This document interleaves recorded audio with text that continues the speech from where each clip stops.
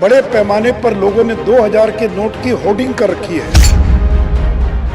पिछले 3 वर्षों से आरबीआई ने इसकी प्रिंटिंग बंद कर दी है।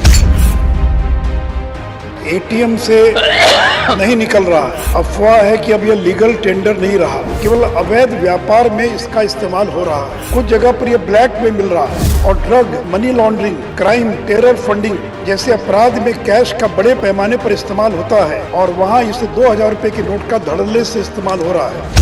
अमेरिका में देखें तो अधिकतम 100 रुपए का डॉलर है, 1000 का डॉलर नहीं है। चाइना में 100 का युआन है। तो सती महोदय, जब 1000 का नोट बंद हो गया तो 2000 के नोट के प्रचलन का कोई औचित्य नहीं है। इसलिए अगर ब्लैक मनी को बंद करना है तो 2000 के नोट को बंद करना है। बाजार से गुलाबी रंग का जो 2000 रुपए का नोट है उसका दर्शन दुर्लभ हो गया है। एटीएम से नहीं निकल रहा है। अफवाह है कि अब यह लीगल टेंडर नहीं रहा। सरकार को इसके बारे में स्थिति स्पष्ट करनी चाहिए। सती महोदय, जब नोटबंदी हुई थी उस समय 500 और 1000 के नोट को तेजी से बदलने के लिए, रीमॉनिटाइज करने के लिए 2000 के नोट के प्रचलन को प्रारंभ किया गया था।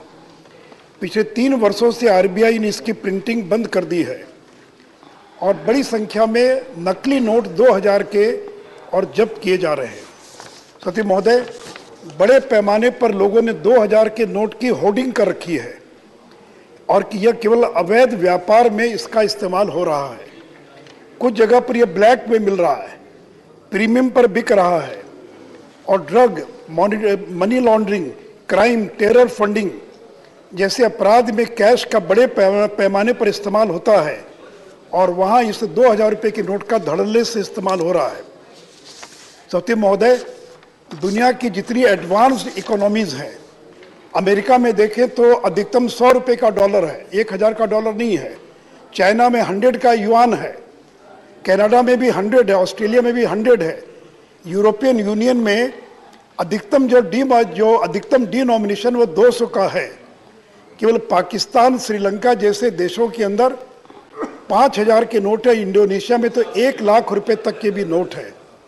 और यूरोपियन सेंट्रल बैंक ने 2018 में 500 के यूरो के नोट के प्रचलन को बंद कर दिया था।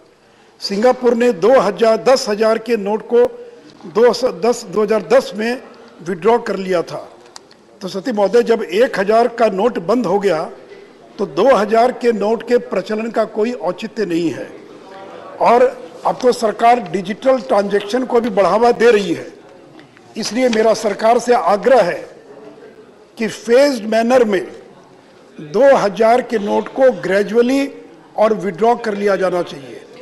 जनता को मौका दिया जाना चाहिए 1-2 साल का, कि जिनके पास भी वैध तरीके से 2000 का नोट है उस नोट को वो एक्सचेंज कर सकते हैं और एक निश्चित समय सीमा के बाद जो है उस नोट के प्रचलन की आवश्यकता नहीं पड़नी चाहिए। क्योंकि 2000 का नोट यानी ब्लैक मनी, 2000 का नोट मतलब होर्डिंग। इसलिए अगर ब्लैक मनी को बंद करना है तो 2000 के नोट को बंद करना चाहिए।